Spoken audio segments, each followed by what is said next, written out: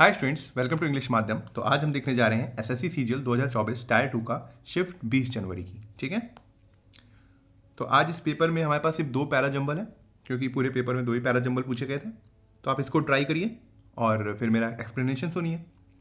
ये यहाँ पे पहला और जो 6th है वो फिक्स है। ठीक है, हमको सिर्फ क्या करना है, ए और बी सी डी ही फिक्स करना है।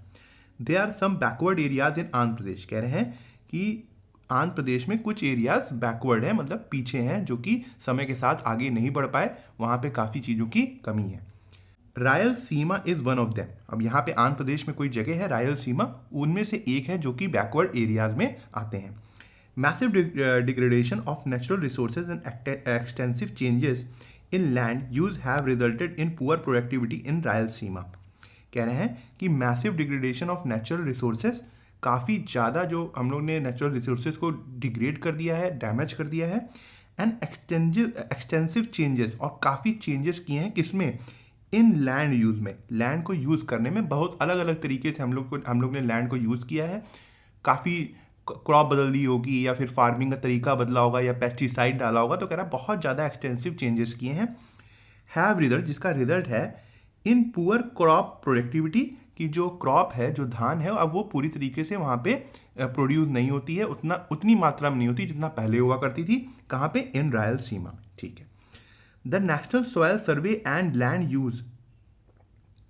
अब ये कोई डिपार्टमेंट है, the national soil survey and land use planning organisation, जो ये ऑर्गेनाइजेशन है, is doing its job by giving suggestion to the farmers of Rayalaseema. कह रहे हैं कि ये जो नेशनल सॉयल सर्वे और लैंड यूज़ का जो ऑर्गेनाइजेशन है, ये अपना काम कर रहे हैं। कैसे काम कर रहे हैं, ये अपनी राय दे रहे हैं वहाँ के किसानों को, रायलसीमा के, कि कैसे वो अपनी प्रोडक्टिविटी बढ़ाएं। Soil organic carbon SOC which is crucial for maintaining soil equality. कह रहे हैं कि जो सॉयल ऑर्गेनिक कार्बन है, जो कि इंपॉर्टेंट है मिट्टी की क्वालिटी को बरकरार रखने के लिए, has decrease by 84% in the region, जो कि 84% से नीचे आ गई है, 84% से तक इतनी नीचे आ गई है। Poor soil fertility and soil degradation like in Rayalaseema, जो खराब सॉयल फर्टिलिटी है, मतलब उपजाऊ कम हो गई है, और जो डिग्रेड हो गई है, खराब हो गई है, डैमेज हो गई है, जैसे कि रायलसीमा रीजन में, are the major causes of food shortage. ये एक मेजर कॉज है, मतलब एक मेजर रीज़न है कि हमारे यहाँ जो खाने की चीज़ें उनकी शॉर्टेज हो रही है, क्योंकि क्रॉप अगर सॉयल ख़राब हो रही है तो उतनी, क्या कहते हैं, क्रॉप नहीं हो पा रहा है, धान नहीं हो पा रहा है। तो जब धान नहीं हो रहा तो फूड की शॉर्टेज हो रही है। The advice is about which crops are to be cultivated and which not. कह रहा है कि जो सलाह है वो इस बारे में है कि आप कौन सी क्रॉप को उगाएं, इसमें खेती करें, और कौन सी में ना करें। ठीक है, अब देखो पहला सेंटेंस तो फिक्स है, there are some backward areas in Andhra Pradesh. कुछ बैकवर्ड एरियाज हैं आंध्र प्रदेश में। अब सेकेंड सेंटेंस क्या आना चाहिए, खुद दिमाग लगाओ। इतना सारा मैंने बता दिया। अब ये बताओ कि तुमने मुझसे बोला कि भैया आंध्र प्रदेश में बहुत से बैकवर्ड एरियाज हैं, तो अब तुम अपने सेंटेंस को सपोर्ट करने के लिए या उसको प्रूव करने के लिए जो तुमने बोला है, कुछ ना कुछ तो एग्जाम्पल दोगे ना, कुछ तो एग्जाम्पल दोगे।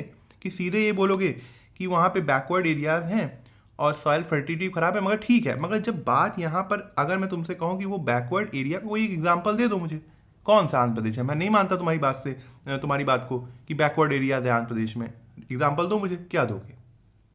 तो जब यहाँ पे ये बात बोली गई तो ये बोलना भी तो जरूरी होगा ना कि Rayalaseema is one of them. ये सपोर्ट कर रहा है ना कि बहुत से बैकवर्ड एरियाज हैं आंध्र प्रदेश में और रायलसीमा उनमें से एक है। बिल्कुल ओपनिंग है ये सेंटेंस की। ऑप्शन देखते ही CDCA ये हो गया, ये तो हो गई एग्जाम अप्रोच। क्या उसके आगे तुम्हें पढ़ने की जरूरत है? जब ऑप्शन मिल गया तो बात खत्म हो गई, आगे बढ़ो, दिमाग वहां लगाओ जहां पे लगाना चाहिए। और भी टफ वहां पे सेक्शंस है। ठीक है, यहां तक हो गया, Rayalaseema is one of them. अब देखो बी वाले सेंटेंस को, एक मिनट।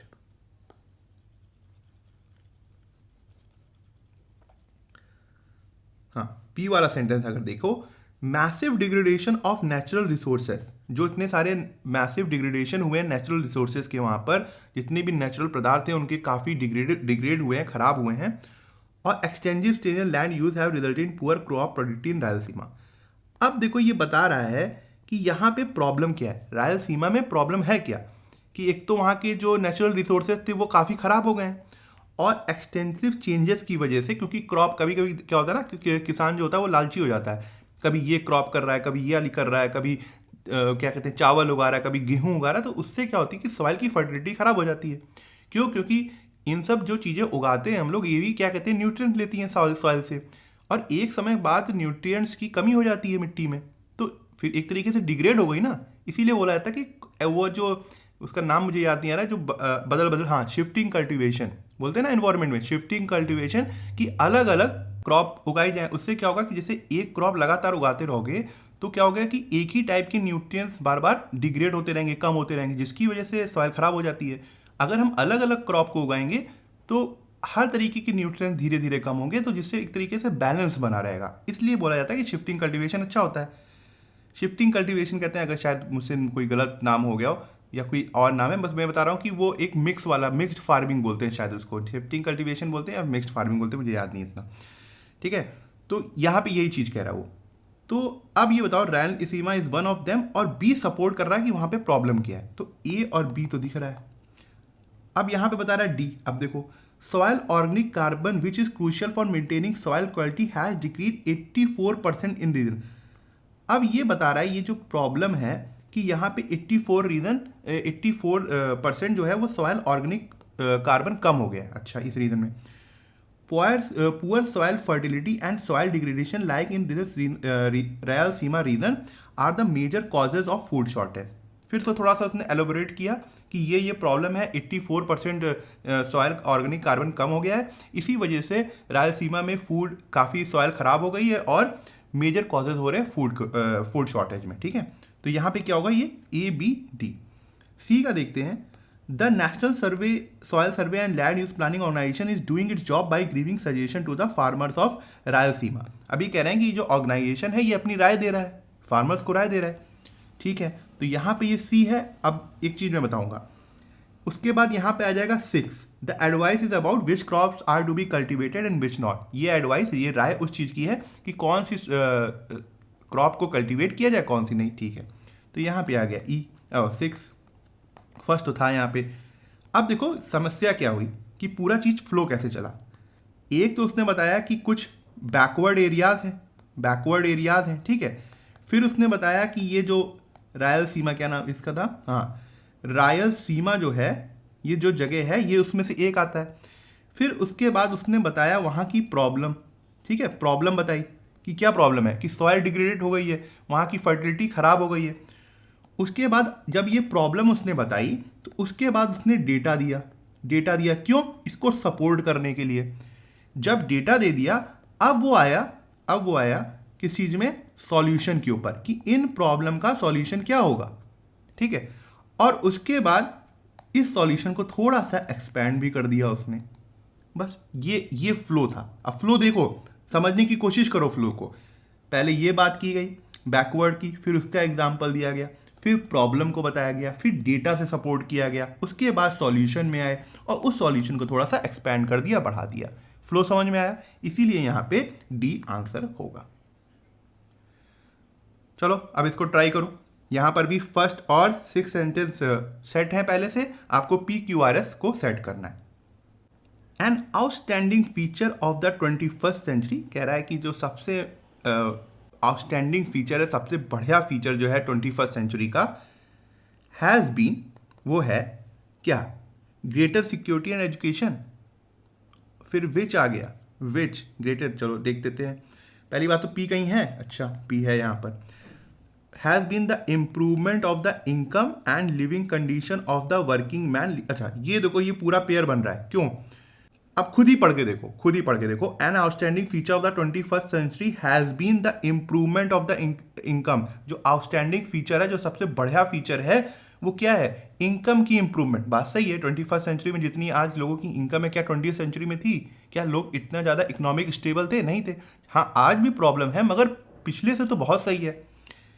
एंड देखो, the improvement of the income की इम्प्रूवमेंट एंड लिविंग कंडीशन, देखो ये पेयर बना ना, क्यू और आर पेयर बना कि इंप्रूवमेंट, इनकम अच्छी हुई तो लिविंग कंडीशन भी अच्छी हुई। ठीक है, किसकी, ऑफ द वर्किंग मैन, जो वर्किंग क्लास आदमी है, जो वर्क कर रहा है। ठीक है, तो एस भी एक पेयर बन गया।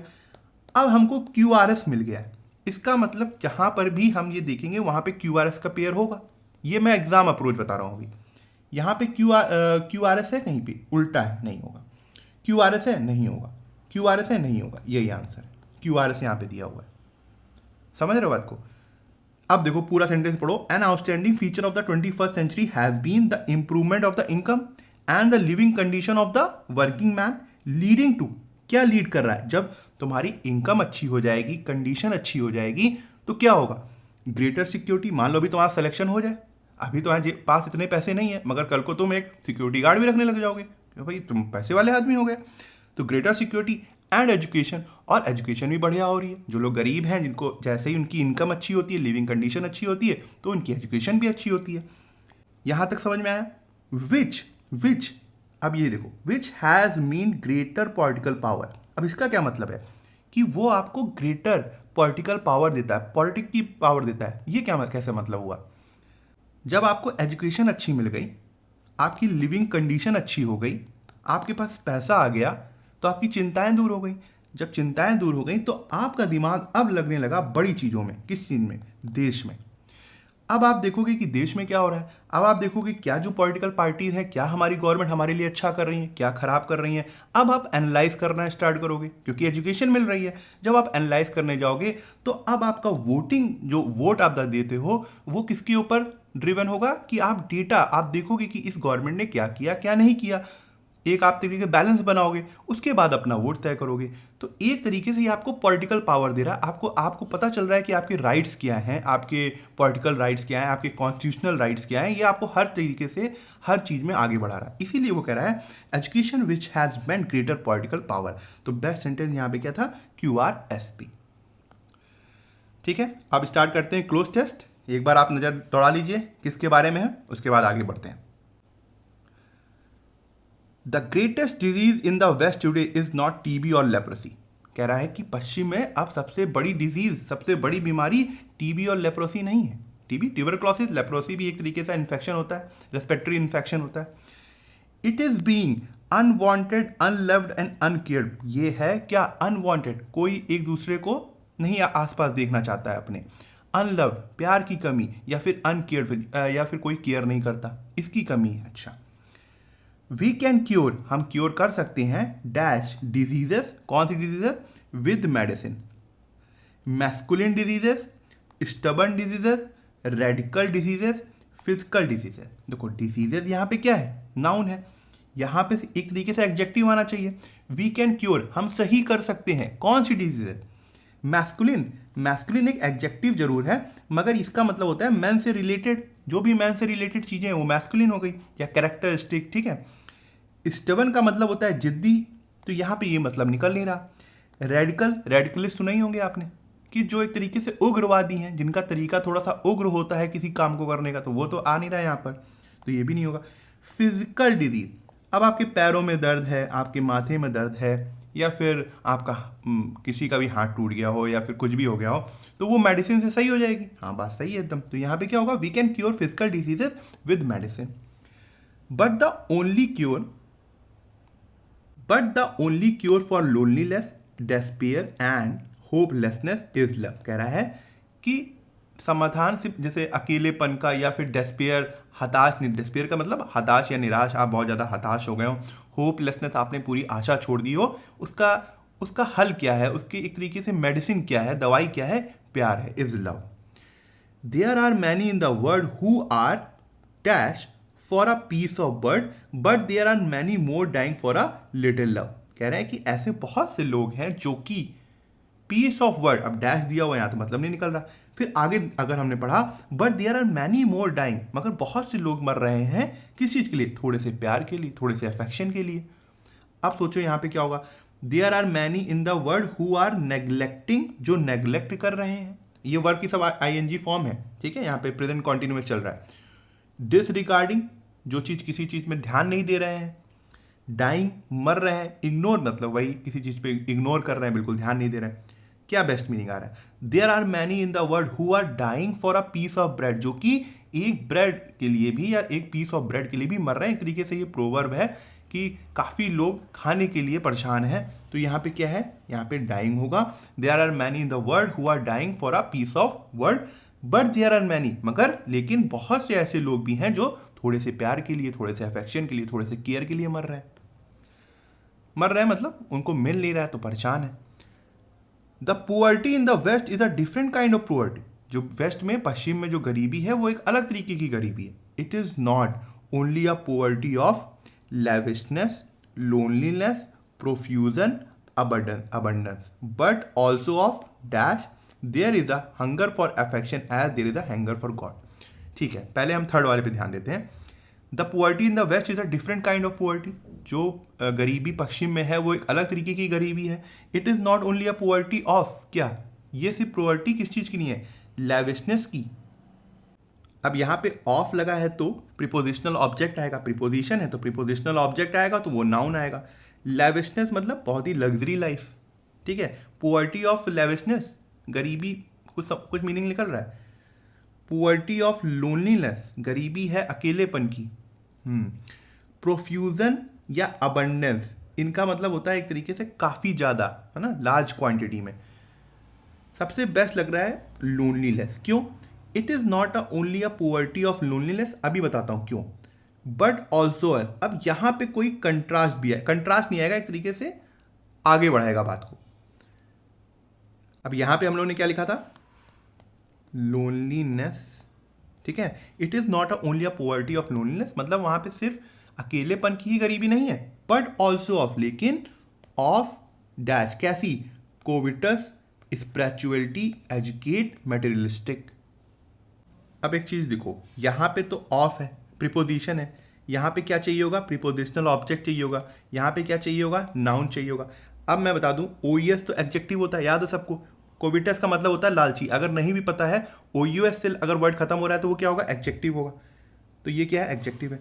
स्पिरिचुअलिटी मतलब आध्यात्मिक, है ना, कोई चीज़ आदमी ईश्वर से जुड़ा है या ऐसी मतलब पूजा पाठ हो गया, या फिर समझ रहे होगे बात को, आध्यात्मिकता से जुड़ा है, मटेरियलिस्टिक चीज़ों से नहीं जुड़ा है, कि वो भौतिक चीज़ों से नहीं जुड़ा है। तो ये क्या हो गया, नाउन हो गया। एजुकेट मतलब ये वर्ब होता है, ठीक है। मटेरियलिस्टिक का मतलब हो जाता है एडजेक्टिव, ठीक है।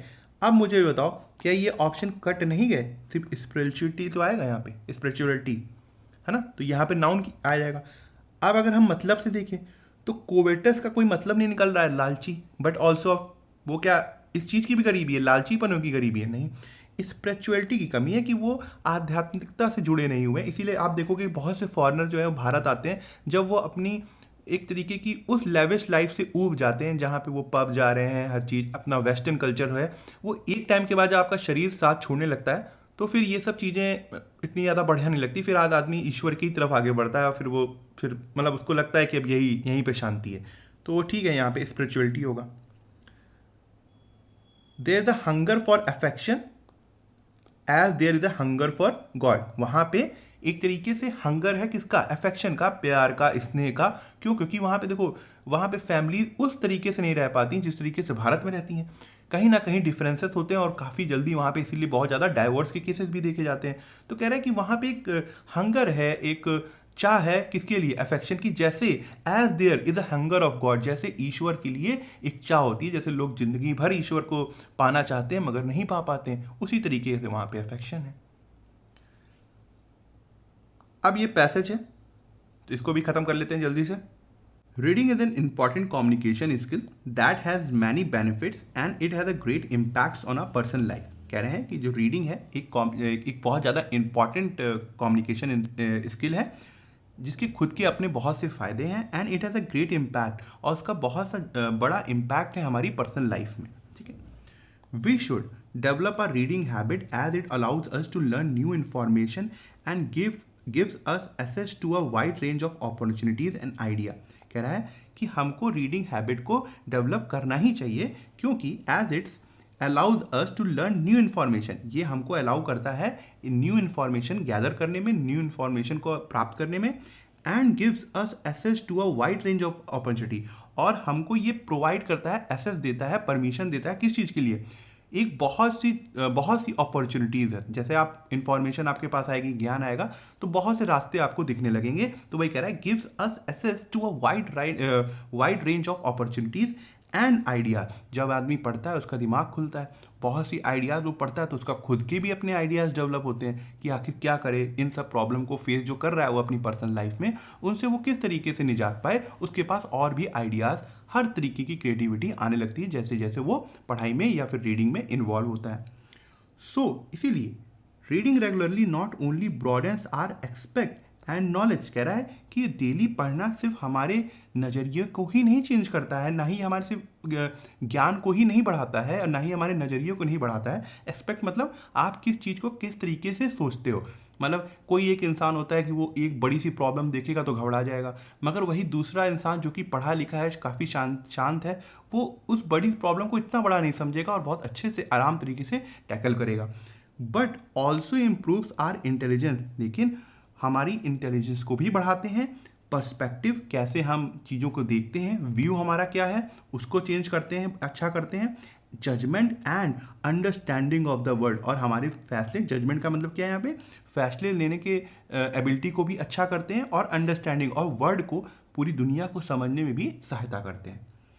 It helps to stimulate creativity and imagination, कह रहा है कि ये हमारे इमेजिनेशन और क्रिएटिविटी को, है ना, इसको भी बढ़ाती है। To relieve stress and pressure, और ये हेल्प करती है किस चीज़ में, स्ट्रेस को रिलीज करने में, और जो लाइफ में प्रेशर है उसको रिलीज करने में।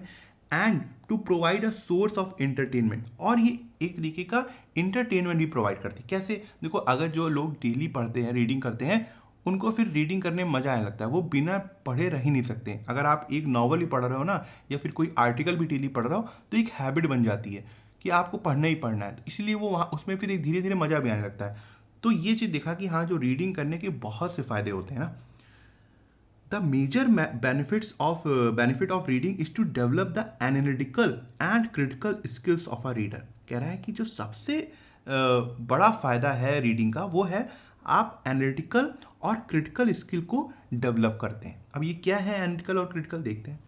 द फॉर्मर, अब ये जो फॉर्मर है ये किस कौन सा, पहले वाला एनालिटिकल की बात कर रहा है, ठीक है। और एक वर्ड होता है लेटर, बाद वाला, ठीक है, LATTER। The former involves gathering information, analytical का क्या मतलब है यहाँ पे, कि आप इंफॉर्मेशन को गैदर करते हैं, इकट्ठा करते हैं, and breaking it down into parts, और उसको छोटे छोटे पार्टों में ब्रेक करते हैं, फॉर बेटर अंडरस्टैंडिंग, अच्छे से समझने के लिए। वाइल, जबकि द लेटर, हाँ देखो इसी की बात कर रहा था मैं, यहाँ पे क्रिटिकल स्किल के बारे में बात करेगा। तो फॉर्मर क्या हो गया एनालिटिकल, और लेटर क्या हो गया क्रिटिकल स्किल। याद रखना इस बात को, कभी कभी एरर आता है इसमें। While the latter involves evaluating the same information, evaluating the same information, आप उसको दोबारा से अपने तरीके से उस इंफॉर्मेशन को देख रहे हैं, उस सेम इंफॉर्मेशन को, and making judgement based on evidence, और फिर जो आप फैसले ले रहे हैं वो एविडेंस के ऊपर ले रहे हैं, सबूतों के आधार पे ले रहे हैं। रीडिंग अ बुक और any content improves our language and vocabulary. हाँ, यही बात है कि अगर हम कोई भी किताब पढ़ते हैं किसी भी लैंग्वेज में, सिर्फ इंग्लिश की बात नहीं कर रहे हैं यहाँ पर, इंग्लिश को ही मत समझ लो, कोई भी, अगर आप हिंदी भी पढ़ रहे हो, कोई भी लैंग्वेज पढ़ रहे हो, फ्रांस की पढ़ रहे हो, जर्मन पढ़ रहे हो, तो वो आपकी क्या करेंगे, लैंग्वेज भी सुधारेंगे और वोकैब भी सुधारेंगे, ठीक है। So we can easily comprehend the words and their use in content, तो हम आसानी से उन वर्ड्स को समझ सकें, comprehend the word and their use in context, और उस जो पर्टिकुलर वर्ड है उसको किस कंटेक्स्ट में यूज़ करना है, किस कहानी में यूज़ करना है, किस एक तरीके से समरी में यूज़ करना है, उसको भी हम समझ सकते हैं। तो मैंने भी पहले बताया हुआ है आपको कि जो हर वर्ड की वोकैब सिर्फ याद करने से नहीं होती, उसका यूज़ कैसे है, वो किस कंडीशन में आ सकता है, वो इम्पॉर्टेंट होता है समझना, जिसकी वजह से आपको क्या कहते हैं, वोकैब तो सिनोनिम एंटोनिम तो रटा दी जाती है, मगर ये तो बताया नहीं जाता, क्यों, क्योंकि वो खुद से डेवलप होती है, या फिर कोई बहुत ज़्यादा उसको बार बार आपको समझाए, दिखाए कि ये देखो, उससे डेवलप होती है, तभी मार्क्स एग्जाम में बढ़ते हैं। अदरवाइज सिनोनिम एंटोनिम ठीक है, वो एकदम डायरेक्टली आ जाएगा तो ठीक है, अगर वो पैसेज में यूज होगा तो उसमें तकलीफ होती है। It also helps in cognitive development. Cognitive development क्या होता है भाई, कॉग्निटिव डेवलपमेंट होता है कि मानसिक डेवलपमेंट, कैसे आप जो बच्चे होते हैं उनके मानसिक डेवलपमेंट कैसा हो रहा है, एक तरीके से वो होता है इन यंग चिल्ड्रन।